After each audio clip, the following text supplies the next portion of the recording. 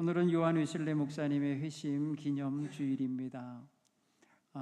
다른 장로교회에서 신앙생활 하시던 분들은 이게 무슨 소린가 그럴 수 있지만은 감리교회 신앙인들에게는 이날이 우리 감리교를 시작하신 요한 웨슬레 목사님이 거듭나서 하나님 앞에 바로 결단하시고 서신 날이다 이거예요. 그런 면에 있어서 아주 기념이 될 만한 주일입니다. 그런 면에서 오늘 우리가 우리 자신도 한번 거울 앞에 세워보시는 그런 은혜의 시간이 됐으면 좋겠어요. 우리 그리스도인은 모두 새로운 피조물이라고 성경은 선언해 줍니다.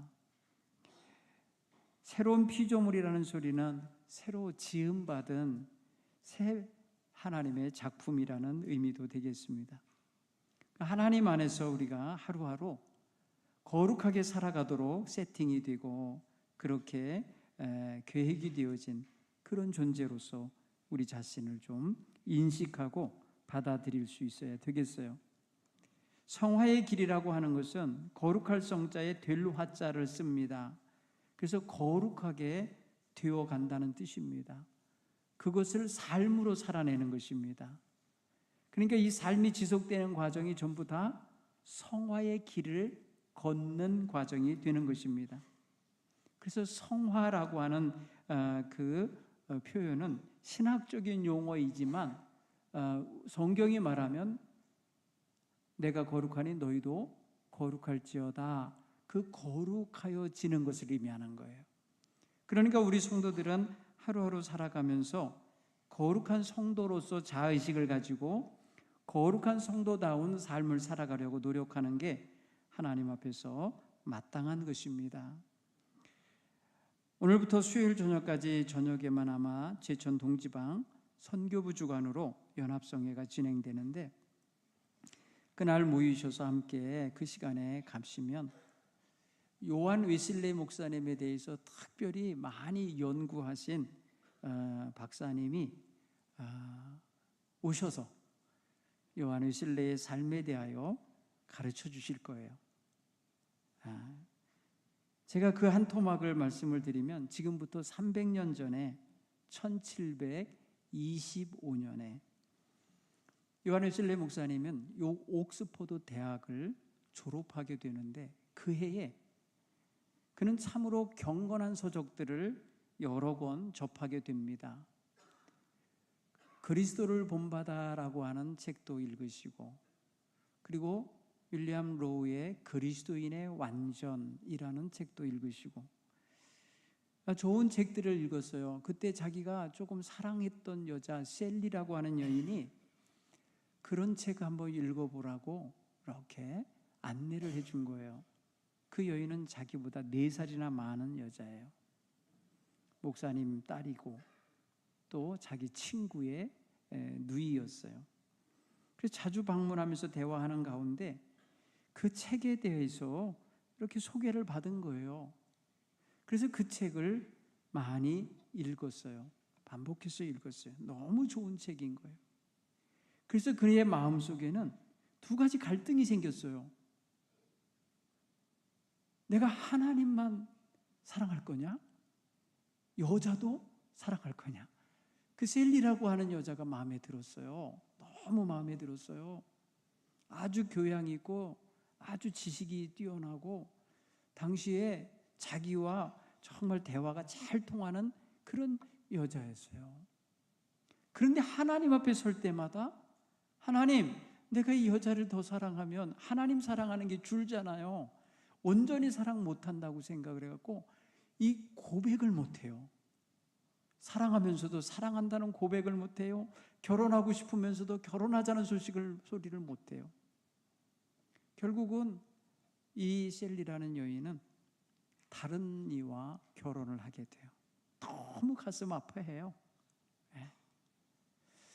그런데 그가 왜 이렇게 갈등을 했냐 하면 하나님 앞에 온전한 헌신을 하고 싶었어요. 그런데 가정을 이루면 온전한 헌신을 다 하지 못할 것 같았어요. 그래서 자기는 하나님을 향하여 정말 거룩한 헌신을 하고 싶은 마음에 그만 사랑마저도 포기하는 그런 사람이었어요. 대단하죠? 네, 제 생각에 대단하다고 생각이 되죠. 그런데 이런 마음을 가지고 그가 그 해에 작정하기를, 하나님, 제가 일평생 하나님을 위해서 살겠습니다. 서원을 한 거예요. 그래서 그는 그 해에 하나님 앞에 그런 소원을 받고 디컨 안수를 받아요. 이 주내온 목사 안수를 받아요.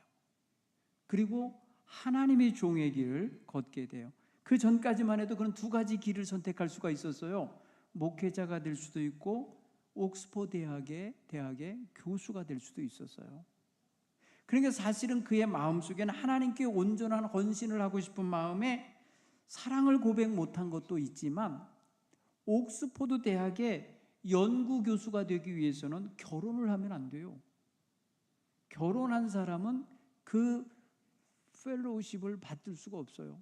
그러니까 장학금을 받아서 공부할 수가 없어요, 결혼을 하면. 그러니까 교수가 되고 싶은 마음도 있었던 거예요. 하나님께 헌신하고 싶은 마음, 사랑을 온전히 드리고 싶은 마음과 함께 헌신하고 싶은 마음 플러스 교수가 되고 싶은 마음도 있으니까 사랑하는 여인에게 말도 못한 거죠.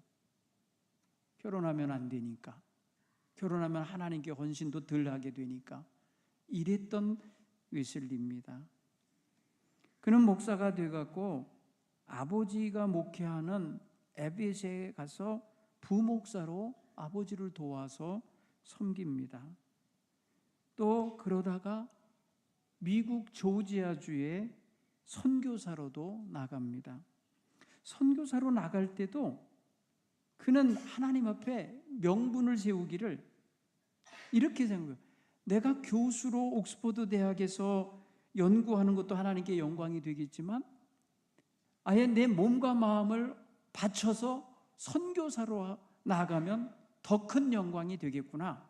이래서 그 하나님께 더 큰 영광을 돌리고 싶은 마음이 있었어요. 두 번째는 어떤 마음이 있었냐면, 그곳에 가면 내 마음을 혼란하게 할 여자가 없을 것 같아. 여인에 대한 유혹을 안 받는 데로 가고 싶었어요. 그래서 어떻게 보면 영국 사회를 도피하는 것 같은 마음도 있는 거예요. 사랑에 빠지지 않기 위해서 험난한 길로 가겠다 결정한 거예요. 여러분 이해가 돼요? 세 번째 또 어떤 게 있는 줄 알아요? 그곳에 가면, 아메리카에 가면 인디안들을 선교할 수 있어. 인디안들은 때묻지 않고 아주 순수한 영혼일 거야. 그러니까 그들을 전도하고 그들을 구원시키면 하나님이 기뻐하실 거야. 이러면서 간 거예요. 갔는데 선교지에 갔더니 인디언들이 사악하기가 그지없는 거예요. 자기가 낭만적으로 생각하고 순수하게 생각했던 게 다 무너져 버린 거예요. 그들 속에 살인도 있고 사기치는 것도 있고 거짓말도 있고, 그 원주민 사회 속에, 그러니까 복음이 들어가지 않은 그냥 자연 속에서 사는 사람들이니까 순수하려니 생각했는데 그렇지 않았어요. 너무너무 실망스러웠어요. 그리고 그곳에는 자기가 사랑할 만한 여자가 없을 줄 알았어요. 그런데 너무 예쁜 여자가 있는 거예요. 네. 홉키라고 하는 여인이 있는데 너무너무 예뻐갖고요, 마음이 홀딱 빠졌어요. 이런 여자가 없는 곳으로 선교를 왔는데 그 여인도 이민 와 있네. 그래가지고요, 거기서 또 그 여인 때문에 마음의 갈등을 너무 많이 해요. 결국은 거기서도 사랑 고백을 못해요. 서로 사랑했는데 사랑 고백을 못하자 이 여인이 기다리다 못해 딴 남자한테 시집을 갔어요. 그래가지고는 너무 그게 질투가 나고 놈도 화가 나고, 그래서 어느 날 성찬식을 받으러 오는데 당신들 성찬 받지 말라고. 성찬을 받으려면 그 당시에 신청을 해야 됐어요. 미리 한 주 전에 저 다음 주 성찬 받겠습니다, 한 주간 경건하게 살다 오겠습니다, 이렇게 결단을 하고 신청을 해야 되는데 그 부분은 신청 안 했다는 거예요. 그래갖고 안 받았어요. 그로 인하여 고소당했어요. 그 사랑하던 여자와 그 가족에게 고소당해갖고 재판을 받게 됐어요. 야, 이게 무슨 꼴이에요. 하나님께 영광 돌리겠다고 선교하러 와가지고 여자 때문에 망하게 생긴 거예요. 여자 사랑하는 마음을 관리 못하는 바람에 결국은 야밤도주합니다. 2년도 만 2년도 다 못 채우고 한밤중에 배 타고 영국으로 도망칩니다. 왜냐하면 재판 가고 그러면 다 거기서 불명예스러워져서 다 목사 직임도 뺏길 수도 있고 다 그러니까 그냥 도망쳐. 이렇게 형편이 없었어요, 목사님. 사실 가면서도요 굉장한 도전을 받았어요. 3번의 광풍을 만났습니다. 57일 동안 대서양을 건너서 영국에서부터 미국까지 가는 사이에 죽을 고비를 3번이나 넘기는데, 그때 그 배 안에 탔던 모라비안 교도들이 그 죽을 위기 속에서도 찬송하고 기도하면서 있는 거 보고 충격을 받았거든요. 평신도들이거든요. 그들이 이민 가고 있던 평신도들인데 자기는 선교 가고 있는 선교사로서 너무나 부끄러운 거예요. 주를 위해서 죽을 각오가 돼 있다고 하더니만 죽을까 봐 쩔쩔매고 있는 자기를 발견한 거예요. 거기서 한 방 맞은 것이 계속 얻어 터지는 거예요. 여러분, 그가요 35살 먹었을 때 그때가 도망쳐 온 해예요. 그런데 그 해에 그 모라비안 교도 중에 한 성도가 자기에게 물어보는 거예요. 6살인가 어린 친구예요. 당신 예수 믿어? 당신 예수가 당신의 그리스도인 걸 믿어? 묻는 거예요. 예수가 당신의 그리스도이냐? 여러분, 이거는 여러분도 저도 물어봐야 될 거예요. 예수님을 제대로 지금 구세주로 믿고 있냐 이거예요. 나의 죄를 씻어주시고 나의 죄를 해결하시기 위해서 십자가를 지신 주님이심을 당신 믿느냐는 거예요. 그랬더니 요한의 신뢰가 그에게 대답하길, 그래 주셨기를 바랍니다. 이따위로 대답을 했어요. 당연히 믿지요. 이렇게 믿는 고백을 못했어요.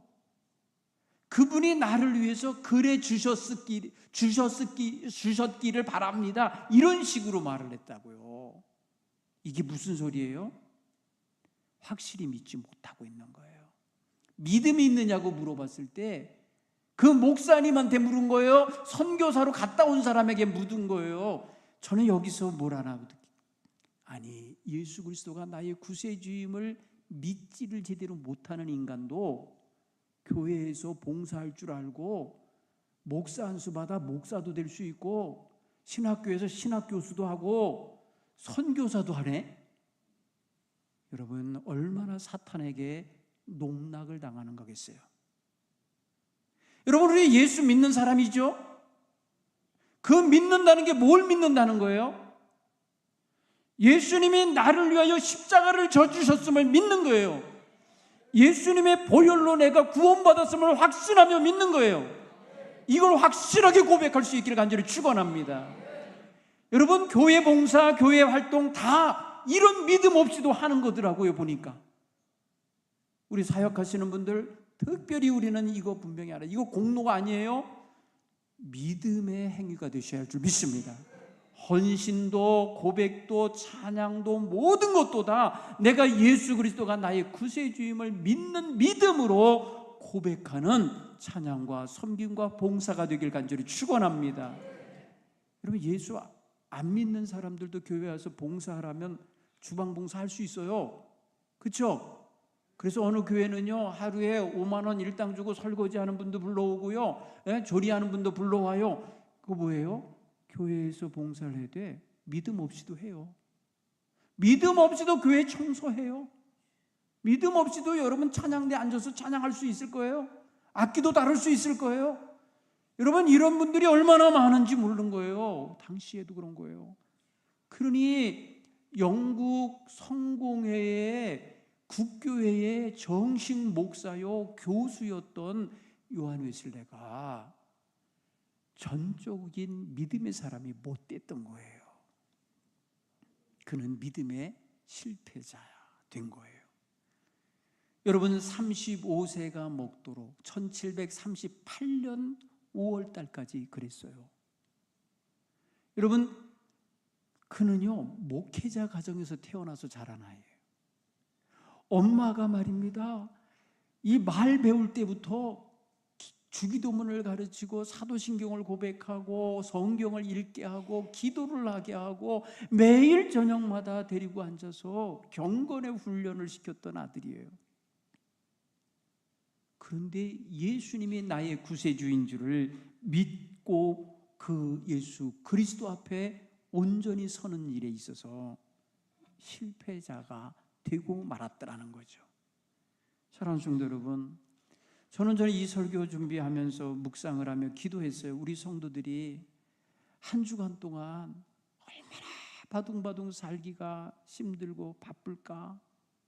아침부터 밤늦은 시간까지 열심히 일하느라고 내가 하나님의 자녀인 건 기억하나? 내가 하나님 앞에서 예수 그리스도의 십자가 보혈로 구원받은 것을 고백하며 그에 합당하게 살려고 거룩한 길을 걸으려고 노력할 수 있을까? 너무 많은 유혹이 오고 시험이 오고 너무 분주하게 살게 되고 너무 많은 근심과 걱정이 마음을 치고 들어올 텐데 그 마음에 과연 거룩하여지기 위한 노력을 할까 생각을 했어요. 그래서 저는 오늘 이 말씀을 여러분과 함께 나누면서 하나님, 내 삶이 하루하루 거룩해져 가게 해 주옵소서. 거룩한 길을 걸을 수 있도록 도와주옵소서. 이런 기도가 우리 성도들의 속에 있기를 간절히 축원합니다. 저는 지금 300년 전 이야기를 하고 있었어요. 근데 2000년 전 사람도 그런 사람이 하나 있었어요. 성경은 바로 그들을 사도 바울이라고 그래요. 사도 바울이 지식적으로 율법 박사예요. 율법 박사예요. 그의 신분은요 아주 바리새인 중에 바리새인이고요, 그의 그 관록으로는요 사내들인 공회의 일원이었어요. 그는 정치적이고 이 사회적으로는요 로마 시민이었어요. 말 그대로 그는요 무엇 하나 꿀리는 것이 없는 사람이었어요. 그래서 그가 가지고 있는 지식이나 그가 갖고 있는 권력이나 그가 갖고 있는 신분은요 엄청난 파워를 가지고 있었던 것들. 그것을 어떻게 쓰느냐에 따라서 살인 도구가 되기도 했던 거예요. 그는 교회를 핍박하고 잔해하는 데에 그의 모든 권한과 지식을 사용해버려요. 그래서 예수 믿는 사람들을 잡아다가 감옥에 가두고 때리고 핍박하는 일에 앞장서는 사람이 되고 말아요. 그런데 놀랍게도 이 사람이 다메섹으로 가던 길에서 예수를 만나요. 예수 그리스도를 그의 심령의 구세주로 영접하는 사건이 벌어져요. 그리스도를 믿는 믿음이 그에게 생기자 그의 인생은 대전환을 일으키는 거예요. 확 변하는 거예요. 그가 가지고 있는 모든 지식과 권력과 모든 사회적 신분은 복음을 전하는 도구로 변하게 되는 거예요. 속 사람이 변하여 새 사람이 되고 새 사람이 되어서 주님 앞에 새롭게 쓰임받는 인물이 된 거예요. 그는 그래서 갈라디아 교인들에게 편지했을 때에 내가 그리스도와 함께 십자가에 못 박혔나니 그런즉 이제 사는 것이 내가 아니요 내 안에 그리스도께서 사시는 것이다. 이제 내 안에 그리스도가 사시는 것으로 내 삶의 의미가 주어지게 된 거예요. 완전히 새로워졌음을 고백하는 이런 인물이 된 거예요. 여러분, 300년 전에 이 요한 웨슬레는 어떻게 변하는 줄 아세요? 도망치듯이 미국 선교 지역에서 와버렸잖아요. 그리고 선교사 직함을 반납했어요. 교단 본부에 가서 나 선교사 이제 그만합니다 하고 선교사 직임을 포기해버려요. 그리고 나서 이제 무임지, 아무런 직임이 없는 목사가 됐고 말아요. 교구도 안 맡겨지고요, 어떠한 이 풀빛이라고 하는 강단도 주어지지 않아요. 그러니까 이분이 말 그대로 할 일 없는 목사가 된 거예요. 그러자 이 교회 저 교회에서 우리 교회에 오셔서 한번 설교해 주세요, 이렇게 초대를 하는 거예요. 그래서 초대받고 간 설교하고 나면, 여러분 생각해 보세요. 아메리카에 가서 조 터지고 왔잖아요. 믿음에 어떤 뿌리도 없는 사람 같잖아요. 그렇게 와가지고 얼마나 실망해 있어요, 좌절해 있어요. 그런 상태에서 설교를 했으니 설교가 은혜가 있었겠어요? 그러니까 그 설교를 하고 나오면 그 교구에서 그분을 초대했던 평신도 지도자들이, 목사님이 이제 다음부터는 목사님 초대 못 하겠어요, 이런 거절에 인사를 했어요. 그 다음 주에 가게 될 교회에서도 오지 말라는 거예요. 생각해 보세요. 기가 막히죠? 목사로서 완전히 무너지는 느낌이 드는 거예요. 그럴 때에 그 배에서 만났던 모라비안 교도들, 그들을 이끄는 지도자였던 피터 벨러라는 사람을 만난 거예요. 그를 만나면서 런던에서 만나서 대화하는 중에 그는 두들겨 맞아요. 말로, 뭐에 대해서? 당신 예수 믿느냐는 똑같은 질문을 또 받았어요. 미국에서도 받았거든요. 스판겐버그라는 사람한테 그렇게 도전을 받았던 거였거든요. 그런데 이번에는 영국에 와갖고 도망쳐 왔는데, 거기서 피터 벨라라는 사람이 말하기를, 당신은 예수 그리스도가 당신의 구세주인 걸 믿습니까? 물은 거예요. 확실하게 대답을 못하고 있는 자신을 발견한 거예요. 사랑하는 성도 여러분, 최소한 3년 전에 누군가가 당신 예수 믿는 사람 맞느냐, 믿음 있느냐고 물어봤으면 점검이라도 해갖고 저 선교사 하는 동안에 좀 믿음이라도 길러서 와야 되는 거 아니에요? 그러지 못한 거예요. 실패해요. 영국에 와서 그가 당신은 예수 그리스도를 믿는 믿음의 사람인지를 확인할 때에 자기는 확신이 없는 사람인 걸 발견하고 좌절에 빠져버려요. 그때 그가 헤어지면서 그럽니다. 몇 월 며칠 날 우리들의 집회가 있는데 거기 한번 오세요 하고 초대를 했어요. 몇 월 며칠 1738년 5월 24일 날, 장소 올더스게이트, 옛날 옛 문이 있는 그 거리에서 집회가 있다는 거예요. 요한 웨슬리 목사님은 여기저기서 얻어맞은 거, 자기 자신이 타격을 받았잖아요. 그것에 마음에 침륜에 빠져서 지쳐있던 그 상태에서 갈까 말까. 여러분, 우리 부흥회 광고 나갔어요. 6월 1일부터 4일. 갈까 말까, 이런 갈등이 있죠. 오셔야 돼요. 오셔야 일이 벌어져. 오셔야 사건이 벌어져요. 여러분, 요한 웨슬리 목사님이 그날 집회에 갈까 말까 망설이다가 갔어요. 가는데 늦게 갔어요. 갈까 말까 망설이다가 시간이 많이 지난 거예요. 그래서 가갖고 뒤에 쭈그리고 앉았어요. 앞에서 어느 평신도가 뜨거운 마음으로 마르틴 루터가 쓴 로마서 주석 서문을 쫙 읽어가고 있었어요. 그냥 읽어가고 있었어요.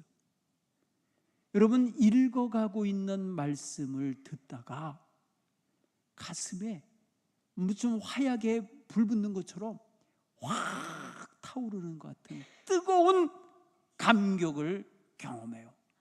어떤 장면, 어떤 대목에서 그러냐? 예수 그리스도는 나의 죄를 위하여 죽으신 분입니다. 나를 위해 죽으신 분이십니다라는 확실한 메시지가 담긴 글귀를 읽어줄 때 그게 자기 가슴에 그냥 확 와서 불을 땡긴 거예요.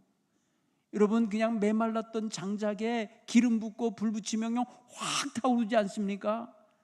마치 메마른 영혼에 성령의 기름이 부어지고 거기에 불이 담겨진 거예요.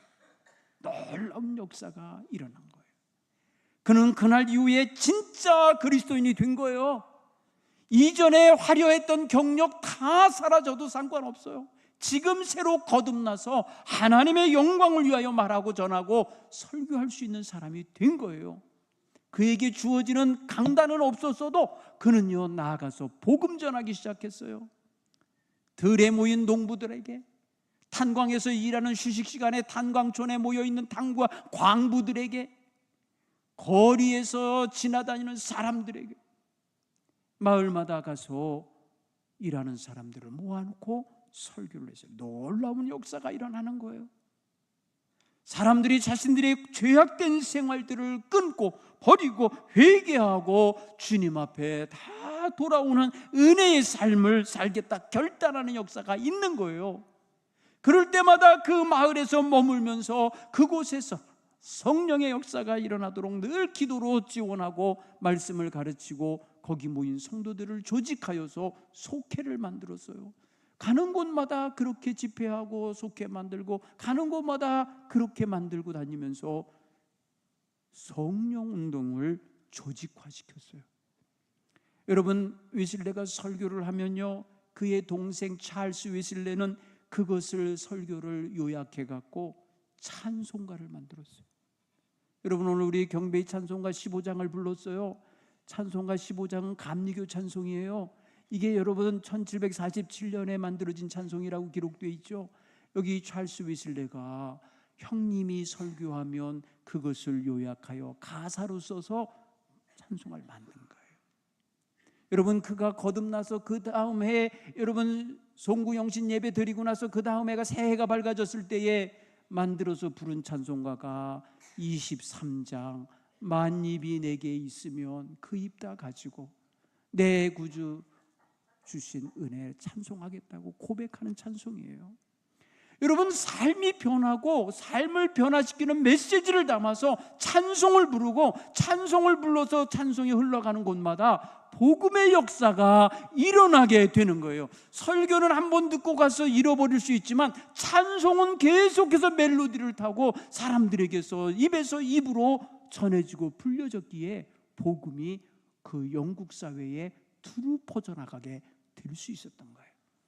사랑하는 성도 여러분, 성령 안에서 새로 지음받는 새 사람이 되면, 새로운 피조물이 되면 그의 삶을 통하여 나타나는 것은 모든 것이 다 새로워지는 역사가 있을 줄로 믿습니다. 새로운 피조물이 창조되어져서 하나님의 영광을 드러내는 귀한 믿음의 삶을 살아내기 때문에 그가 가는 길은 성화의 길이 되는 거예요. 거룩함을 이루며 가는 길이 되는 걸 믿으시기를 바랍니다. 사랑하는 성도는, 우리의 삶은 누가 와서 거룩하게 만들어주는 거 아니에요. TV가, 연속극이 나를 거룩하게 해주는 거 아니에요. 여러분, 기도하셔야 돼요. 기도하시고 말씀 묵상하시고 하나님 앞에 나와 자신을 하나님 가까이로 인도해 가기를 간절히 축원합니다. 여러분, 언제부터 우리가 이렇게 편안하게 지냈습니까? 여러분, 하나님의 은혜로 얻어진 평안하려면 이게 하나님의 은혜를 잡아먹고 하나님의 은혜를 깎아먹고 하나님의 은혜를 망각하게 만드는 편안함이 되면 안 돼요. 우리는 이 편안한 환경을 가지고도 하나님께 기도하며 하나님 앞에 거룩하게 여기는 가는 그 믿음의 삶으로 사용할 수 있기를 간절히 축원합니다. 주의 은혜가 우리 성도님들의 가슴에 차고 넘쳐서 우리 하나님의 놀랍고 새롭게 하시는 역사가 늘 체험되시기를 간절히 축원합니다.